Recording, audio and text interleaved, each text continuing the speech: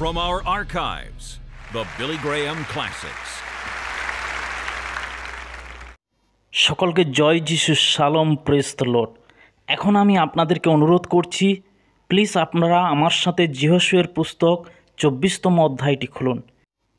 যিহোশুয়াকে আপনি যদি না জানেন তবে আপনাকে বলে দিই, তিনি ছিলেন একজন মহান সামরিক নেতা। তিনি মসির জায়গা নিয়েছিলেন। যখন মসি মারা গেলেন, ইসরায়েলিদের পরিচালনা তিনি করেছিলেন। আসুন আমরা দেখি যিহোশুয়ের পুস্তক 24 অধ্যায় 15 পদটি। ইসরায়েল জাতিরা যখন কানান দেশে পৌঁছলেন, তখন যিহোশু ইসরায়েলের 12টি গোষ্ঠীর নেতাদেরকে নিয়ে তিনি সিকেমে উপস্থিত হয়েছিলেন। এটা ছিল তার বিদায়ী ভাষণ, এবং তিনি এই ভাষণে জনগণকে তাদের মূর্তি পূজা সম্পর্কে সতর্ক করেন। তিনি তাদের সতর্ক করেন যে ঈশ্বরের বিচার তাদের উপর পড়বে যদি তারা প্রভুর পথে না থাকে। এবং এখানে তিনি যা বলছেন, এবং যদি প্রভুর সেবা করা আপনার কাছে খারাপ বলে মনে হয়, তবে আজকে আপনি কাকে সেবা করবেন তা বেছে নিন। তোমরা যদি শয়তানের সেবা করতে চাও তাহলে তার সেবা করো, কিন্তু তোমরা একটি চয়েস করো। তোমাদের পিতৃপুরুষেরা নদীর ওপারে যে দেবতাদের সেবা করেছিলেন, বা ইমরীয়দের দেবতাদের, যাদের দেশে তোমরা বাস করো। কিন্তু তারপর তিনি বলেন, আমি এবং আমার পরিবার আমরা প্রভুর সেবা করব। যিহোশুয়া বলেছিলেন, যদি তোমরা প্রত্যেকে অন্য মূর্তি বা দেবদেবী বা ঈশ্বরের সেবা করতে চাও করতে পারো, আমার কোনো সমস্যা নেই। কিন্তু আমি এবং আমার পরিজন আমরা ইতিমধ্যে সিদ্ধান্ত নিয়েছি, একটা চয়েস করে ফেলেছি যে আমরা প্রভুর সেবা করব। দ্বিতীয় বিবরণ 30 অধ্যায় 15 এবং 16 পদে মসিও ইসরায়েলিদের একটা চয়েস করতে বলেছিলেন। তিনি সেখানে বলেছিলেন, আমি অদ্য তোমাদের সম্মুখে জীবন মঙ্গল, মৃত্যু অমঙ্গল রাখলাম। ফলত আমি অদ্য তোমাকে এই আজ্ঞা দিতেছি যে তোমরা ঈশ্বর সদাপ্রভুকে প্রেম করিতে, তাহার পথে চলিতে, তাহার সমস্ত আজ্ঞা, তাহার বিধি ও তাহার শাসন পালন করিতে হইবে। তা করলে তোমরা বাঁচবে ও বৃদ্ধি পাবে। মসি এই কথাই বলেছিলেন যা যিহোশু এখন বলছে। যদিও বহু বছর পেরিয়ে গেছে, প্রতিটি প্রজন্মকে বারবার শুনতে হবে, এবং সেই কারণে সুসমাচার কখনো পরিবর্তন হয় না বা পুরনো হয় না। এটি প্রতিটি প্রজন্ম বা জীবনের জন্য প্রযোজ্য। আমাদের সকলকে একটি পছন্দ বা চয়েস নিতে হবে। আলেকজান্ডার দ্য গ্রেটকে একটা কোশ্চেন করা হয়েছিল, কিভাবে তিনি বিশ্বকে জয় করেছিলেন। তিনি উত্তর দিয়েছিলেন, দ্বিমনা না হয়ে। যাকব 1ম অধ্যায়ে যাকব লিখেছেন, একজন দ্বিমুখী মনের মানুষ তার সমস্ত কাজে অস্থির। আপনি খ্রিস্টের সাথে আপনার সম্পর্কে কি স্থির রয়েছেন? অথবা আপনি কি পরিত্রাতা প্রভু যীশু খ্রিস্টের প্রতি সম্পূর্ণ প্রতিশ্রুতিবদ্ধ? আপনার বিশ্বাস কি পেন্ডুলামের মতো দুলছে, একবার এদিকে একবার ওদিকে? যেভাবে আপনারা জীবনযাপন করেন দেখে মনে হয় আপনার মধ্যে অনেকেই দোদুল্যমান, স্থির নেই, অস্থির। যিশু ভণ্ডদের সতর্ক করেছিলেন, যারা এক জিনিস ভান করে এবং অন্যভাবে জীবনযাপন করে। যিশু তৎকালীয় ভণ্ড ধর্মীয় নেতাদের সাথে যুদ্ধে জড়িয়ে পড়লেন এটা নিয়ে। পুরনো কিছু প্রবাদ রয়েছে যা আমাদের সবার কাছে পরিচিত, যে বিলম্ব করে সে সব কিছু হারিয়ে ফেলে। নড়বেন না, সিদ্ধান্ত নিন, এখনই করুন। যিহোশু লোকেদেরকে এটাই বলেছিলেন, এবং যিহোশু একজন মহান সামরিক বীর, যে তাদের বিজয়ের পথে নিয়ে গিয়েছিলেন এবং ঈশ্বরের দেওয়া সমস্ত বিজয়ের কথা তাদেরকে মনে করিয়ে দিয়েছিলেন। এবং তিনি বলেছিলেন, ঈশ্বরের সেবা করো এবং বেঁচে থাকো, আর যদি দেবদেবতার সেবা করো তাহলে মারা যাবে। এখন যুদ্ধ শেষ হয়ে গেছে, ঈশ্বর তার লোকেদেরকে তার প্রতিশ্রুত কানান দেশে নিয়ে এসেছে। কিন্তু যিহোশু দেখতে পেলেন যে লোকেরা এখনও বিদেশিদের দেবদেবীর মূর্তি পূজার দিকে ব্যস্ত হয়েছে এবং আগ্রহী হয়ে উঠেছে। আর তাই তিনি সমস্ত ইসরায়েল জাতির 12টি গোষ্ঠীর সমস্ত নেতাদেরকে সিকিম নামক স্থানে রেখেছিলেন। এখন সিকিমের একটি জায়গা ছিল সেই সময় সমগ্র ইসরায়েলের মধ্যে সবচেয়ে ঐতিহাসিক স্থান।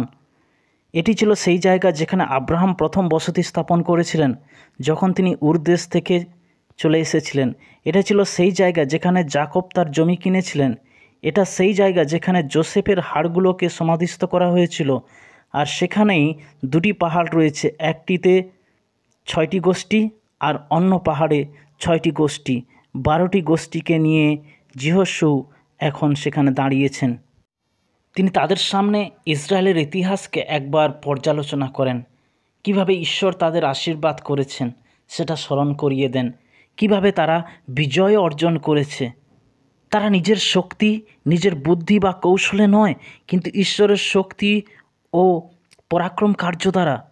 এবং লোকেদের ঈশ্বরের প্রতি কৃতজ্ঞতা হওয়া উচিত ছিল, কিন্তু তার পরিবর্তে তারা এখন ঈশ্বরের কাছে নেই। ঈশ্বরের কাছ থেকে সরে গিয়ে তারা অন্য বিদেশি দেবদেবতার আরাধনা করছে। আমরা যেটা দেখতে পাচ্ছি সেটা হলো আমরা অন্যান্য দেবদেবতার উপাসনা করছি। আনন্দের দেবতা, লালসার দেবতা, লোভের দেবতা, ঘৃণার দেবতা, জাগতিক সম্পদের দেবতা, যুদ্ধের দেবতা। যিশু তাদের বলেন এই রকম দীর্ঘদিন চলতে পারে না। তাদের একটা সিদ্ধান্ত নিতে হবে যে তারা মূর্তি উপাসনা করবে নাকি জীবন্ত ঈশ্বরের সেবা করবে। আর তিনি কারোর সমালোচনা করবেন না। তারা তাদের ইচ্ছা মতো যে কোনো একটাকে নির্বাচন করতে পারে। আর তিনি বললেন এখনই সেই সিদ্ধান্ত নিতে হবে। আপনাকে আজই বেছে নিতে হবে, আগামীকাল নয়। অদ্য নির্বাচন করুন আপনি যার সেবা করতে যাচ্ছেন। আপনাদের মধ্যে অনেকে আজ সিদ্ধান্ত নিতে যাচ্ছে আপনার জীবনের প্রথম অগ্রাধিকার কী। আর খ্রিস্টই কি সেই অগ্রাধিকার, নাকি অগ্রাধিকার রয়েছে অন্য কেউ?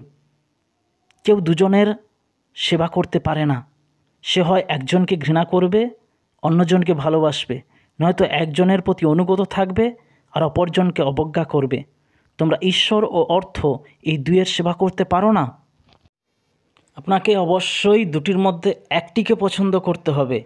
এবং আমি খুঁজে পেয়েছি যে চ্যালেঞ্জ যত কঠিন হবে প্রতিক্রিয়া আরও তত বেশি হবে।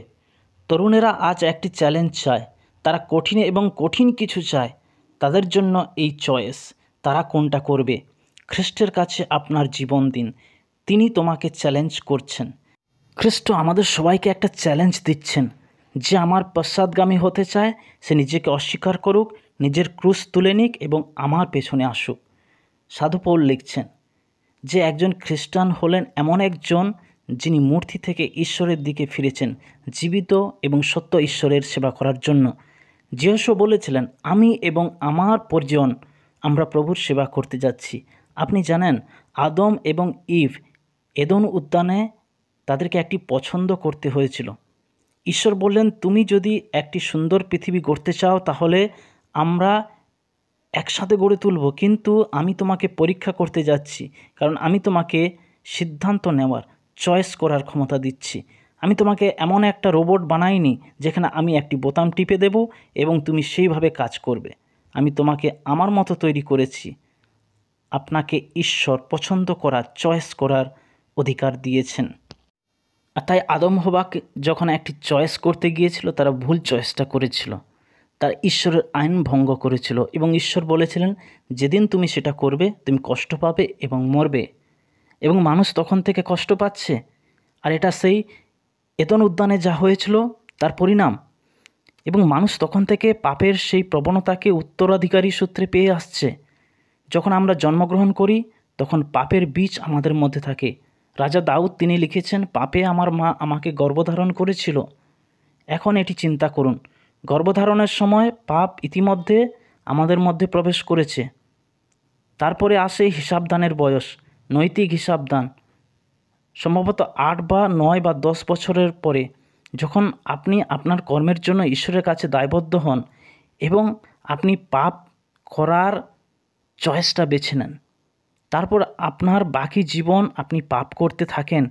আপনি পাপে জন্ম নিয়েছেন, আপনি একটি নির্দিষ্ট সময়ে পাপ করা বেছে নিয়েছেন, তারপর আপনি পাপের অনুশীলন করছেন। আদমকে ঈশ্বর একটি চয়েস দিয়েছিলেন, সে ভুল চয়েস করেছিল। আপনাকেও ঈশ্বর একটা চয়েস দিচ্ছেন। আপনাদের মধ্যে অনেকেই আজকে যিশু যেমন বলেছিল তেমনি আপনারাও বলতে যাচ্ছেন যে আমি এবং আমার পরিবার আমরা প্রভুকে সেবা করব। আপনারা সকলে জানেন একটা তরুণ সে যিশুর কাছে এসেছিল। তার মনটা প্রশ্নে ভরা ছিল। তিনি অনন্ত জীবন পেতে চেয়েছিলেন। তিনি বলেছিলেন গুরু অনন্ত জীবন পেতে গেলে আমাকে কি করতে হবে? যিশু বলেছিলেন যাও তোমার যা কিছু আছে বিক্রি করো এবং গরিবদেরকে দান করে দাও, তারপরে তোমার নিজের ক্রুশ তুলে নাও এবং আমাকে অনুসরণ করো। যুবকটি শোকাহত, তিনি কাঁদলেন। তিনি খ্রিস্টকে চেয়েছিলেন, কিন্তু তিনি তার অর্থকে আরও বেশি করে চেয়েছিলেন। এখন যদি সে বলতো ঠিক আছে আমি এটা করব, প্রভু নিশ্চিত বলতেন তোমার টাকা নয়, আমি চাই আমি তোমার হৃদয়। এখন বাইবেল বলে যে আমাদের অবশ্যই জীবনের দুটি পথ মধ্যে একটি পথকে বেছে নিতে হবে। জেরিমা লিখেছেন, প্রভু এই কথা বলেন, দেখো আমি তোমাদের সামনে জীবন ও মৃত্যু পথ রেখেছি। জীবনের একটি উপায় আছে, মৃত্যুরও একটি উপায় রয়েছে। আপনি কোন পথের যাত্রী? যিশু বলছেন, আমি পথ, আমি একমাত্র পথ, আমি স্থায়ী ও শান্তির একমাত্র পথ, আমি স্থায়ী ও আনন্দের একমাত্র পথ, আমি অনন্ত জীবনের একমাত্র পথ, আমি পাপ ক্ষমা করার একমাত্র পথ, আমি পিতার কাছে যাওয়ার একটি মাত্র পথ। যিশু যখন শিষ্যদেরকে বললেন যে আমাকে দুঃখ ভোগ করতে হবে, আমাকে ক্রুশে হত হতে হবে, শিষ্যরা অনেকটা ডিসকারেজ হয়ে গেল এবং অনেকে তার পথ থেকে দূরে চলে গেল। তারা ভেবেছিল যিশু একটা সিংহাসনে বসতে চলেছে, তিনি একটা রাজ্য শাসন করবেন, আর সেই রাজ্যে তারা হবে একটা গণ্যমান্য ব্যক্তি। এবং আরও অনেকে ভেবেছিল যে যিশু একটি রাজ্য স্থাপন করতে যাচ্ছে, তিনি রোমকে উৎখাত করবেন এবং আমরা বিশ্বকে শাসন করব। আমাদের মধ্যে বেশিরভাগ লোক মুকুট চায় আগে, ক্রুশটা পরে, কিন্তু যিশু বলছেন আগে ক্রুশ তারপর মুকুট। বাইবেল বলে এমন একটি পথ আছে যা একজন মানুষের কাছে সঠিক বলে মনে হয়, কিন্তু তার শেষ হলো মৃত্যু। যিশু বলছেন সংকীর্ণ দ্বার দিয়ে প্রবেশ করো, কারণ প্রশস্ত দ্বার ধ্বংসের দিকে নিয়ে যায় এবং বহু মানুষ সেটা দিয়ে প্রবেশ করে, কিন্তু জীবনে যাওয়ার পথ হলো সংকীর্ণ, দুর্গম, আর খুব অল্প লোকই তার সন্ধান পায়। আপনি শুধুমাত্র জীবনের দুটি পথের মধ্যে একটিকে নির্বাচন করেন না, আপনি দুটি প্রভুর মধ্যে একটিকে নির্বাচন করেন। যিশু পর্বতদত্ত উপদেশে বলেছিলেন, কোনো মানুষ দুই প্রভুর সেবা করতে পারে না, কারণ হয় সে একজনকে ঘৃণা করবে এবং অন্যজনকে ভালোবাসবে, সে একজনকে ধরে রাখবে, না হলে আরেকজনকে ছেড়ে দেবে। বাইবেল সমস্ত ক্ষেত্রে আমাদের একটা চয়েস নেওয়ার কথা বলে। আমাদের জীবনে আলাদা আলাদা পথ, দুই পিতার মধ্যে একজন, স্বর্গস্থ পিতা না শয়তান। যিশু যোহন 8:44 বলেছেন, তোমরা তোমাদের পিতা দিয়াবল আর তোমাদের পিতা সব অভিলাষ পূর্ণ করাই তোমাদের ইচ্ছা। প্রথম থেকেই সে একজন হত্যাকারী, তার মধ্যে সত্যের লেশমাত্র নাই, কারণ সে সত্যনিষ্ঠ নয়। সে তার নিজস্ব স্বভাবেই মিথ্যা বলে, কারণ সে এক মিথ্যাবাদী এবং সব মিথ্যার জন্মদাতা। এখন তিনি বলছেন, তোমাদের অনেকের জন্য শয়তান হলো তোমাদের আধ্যাত্মিক পিতা। হয় ঈশ্বর আপনার আধ্যাত্মিক পিতা, সত্য এবং জীবন্ত ঈশ্বর, অথবা শয়তান। এবং তারপর আপনাকে কেবল জীবনের দুটি উপায়, দুটি প্রভু, দুটি পিতার মধ্যে বেছে নিতে হবে তা নয়, আপনাকে দুটি গন্তব্যের মধ্যেও একটি বেছে নিতে হবে, স্বর্গ না নরক। এখন এই চয়েস বা পছন্দ করা ছাড়াও আরেকটি কাজ যেটা আমাদের করতে হবে। যিহোশু যেমন বলেছিলেন, আমি এবং আমার বাড়ির সবাই আমরা প্রভুর সেবা করব, একটা commitment to serve the Lord. আপনার বাবা আপনার জন্য এটা করতে পারবে না, আপনার মা আপনার জন্য এটা করতে পারবে না, আপনার বাচ্চারাও আপনার জন্য এটা তৈরি করতে পারবে না। এটি এমন একটি জিনিস যেটা আপনাকে সিদ্ধান্ত নিতে হবে। মসি যেমন ইসরায়েলিদের বলেছিলেন, দেখো আমি তোমাদের সামনে আশীর্বাদ, অভিশাপ, জীবন ও মৃত্যু রেখেছি, কিন্তু আমি তোমাদেরকে আদেশ করছি তোমরা জীবনকে মনোনীত করো। তিনি আমাদের সামনে জীবন, মৃত্যু, আশীর্বাদ, অভিশাপ রেখেছেন, কিন্তু আমাদেরকে বেছে নিতে কি বলছেন? জীবনকে, যাতে আপনি এবং আপনার বংশ চিরকাল বেঁচে থাকতে পারেন। মসি সম্ভবত মিশরের ফেরাউন হতে পারতেন। তিনি ছিলেন ফেরাউনের কন্যার পুত্র। মিশরের সমস্ত সম্পদ ও ক্ষমতার উত্তরাধিকারী তিনি ছিলেন। তার কাছে এক মিশরের ফেরাউন বা মিশরের সমস্ত ক্ষমতার উত্তরাধিকারী হওয়ার একটা চয়েস ছিল, আর একটা চয়েস ছিল ঈশ্বরের লোকেদেরকে নেতৃত্ব দেওয়া এবং ঈশ্বরের আজ্ঞাকে পালন করা। তিনি কি চয়েস করেছিলেন? তিনি চয়েস নিয়েছিলেন যে তিনি ঈশ্বরের কাজ করবেন এবং ইসরায়েলিদের নেতৃত্ব দেবেন। তিনি জানতেন না যে একদিন তিনি সর্বকালের শ্রেষ্ঠ পুরুষদের একজন হবেন। তিনি যখন এটি চয়েস করেছিলেন তখন ঈশ্বরের প্রতি সরল বিশ্বাসের ভিত্তিতে এটি করেছিলেন। আপনি আপনার অতীতকে পরিবর্তন করতে পারবেন না, কিন্তু আপনি খ্রিস্টের জন্য সিদ্ধান্ত নেওয়ার মাধ্যমে আপনার ভবিষ্যৎকে নির্ধারণ করতে পারেন। যখন আপনি তা করেন তখন খ্রিস্ট আপনার অতীতকে পরিবর্তন করেন। তিনি অতীতের সমস্ত পাপ মুছে দেন, কারণ আপনি দেখতে পাচ্ছেন যীশু খ্রিস্টের রক্ত সমস্ত পাপকে আমাদের পরিষ্কার করে। রক্ত সেচন ছাড়া পাপের ক্ষমা হয় না। যখন তিনি সেই ক্রুশে মারা গেলেন, তিনি অতীতের সমস্ত কিছু ক্ষমা করে দিলেন।